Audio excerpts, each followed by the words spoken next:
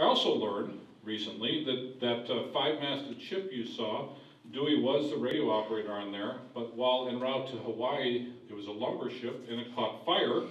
And so Dewey, wood ship, carrying lumber, probably not a good thing. Dewey radioed for help, and someone in Guam picked up his distress call, and by the time they got to Hawaii, apparently they were able to extinguish the fire and the boat continued to be in service. You know, you think about these kids and family, they had boats, they had airplanes, they had railroads. They actually still have two of them.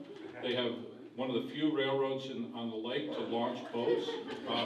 I learned recently, Dewey, and you saw a picture of it here, the kids were building that. They put the railroad in once, and then they actually moved it to put a second railroad in.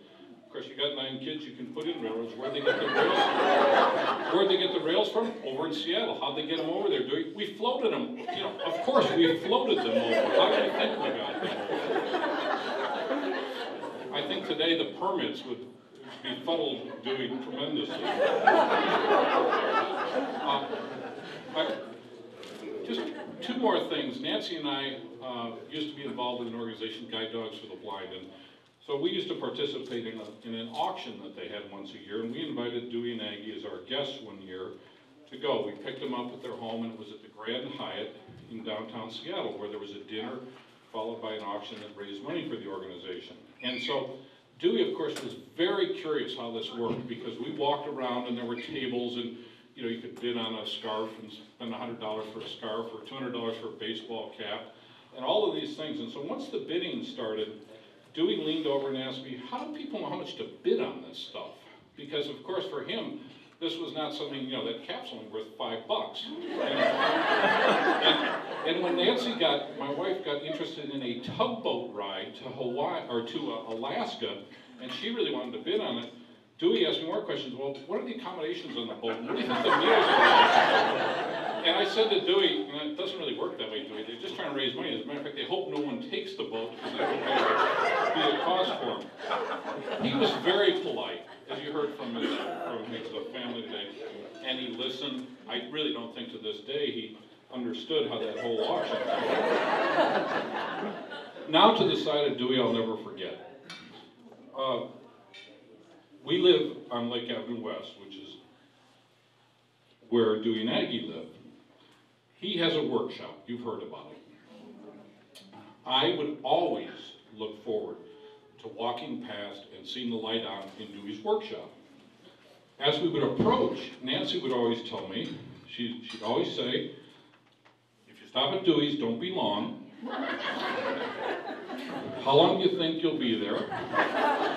And then finally, I'm going to go home and start dinner or lunch, and it'll be ready when you get there.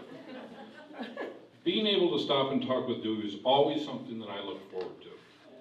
I can tell you, if Dewey were here today, and those of you who know him, and I stopped, I'm sure we would discuss the oil leak that's going on in the Gulf of Mexico.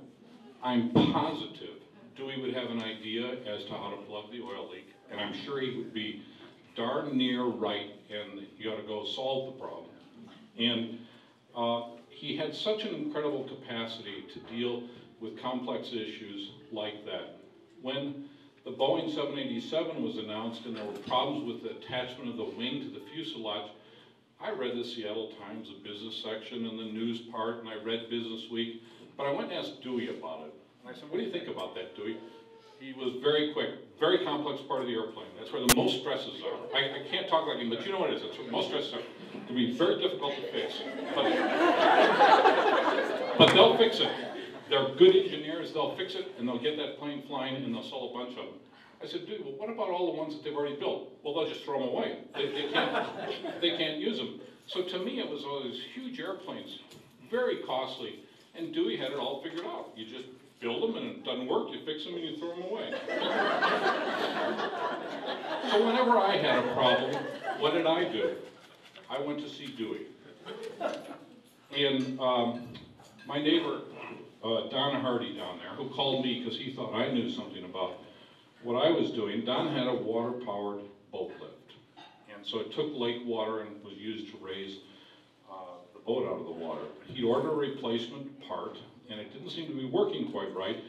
And I looked at it for a while, and I said to Don, we have to get a gasket, and we were going to head off to McClendon's, our favorite hardware store.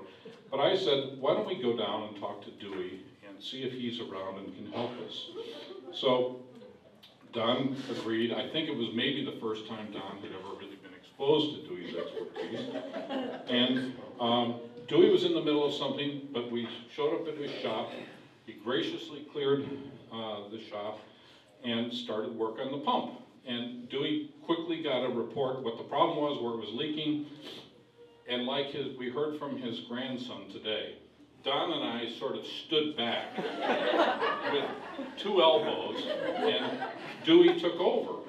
And he checked the pump faces for flatness, commented on, this pump isn't made like they were in the old days.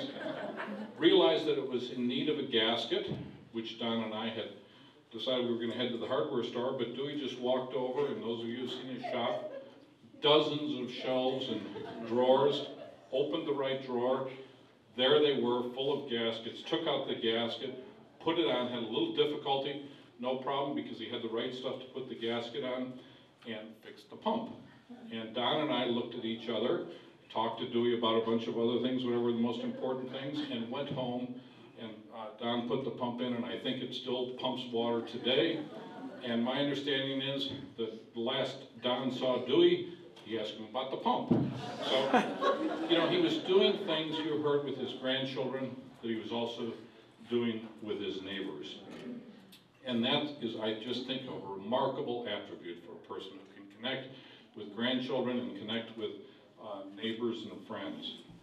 You know, Dee Dee sent out some updates to us and talked about that when Dewey went to the hospice, he said he had graduated. And I thought, wow, that guy really figured it out. I wrote a note to him and told him that for me, Dewey was an example as a father, a husband, and I'm a grandfather now, times 2. The light in Dewey's shop is dark. I, Don Hardy, many others who he touched won't be able to stop by for advice, wisdom, an O-ring when we most need it. But Dewey's wisdom, humor, curiosity, and love for his family, friends, and God will carry on for the rest of my life, and I suspect for many others.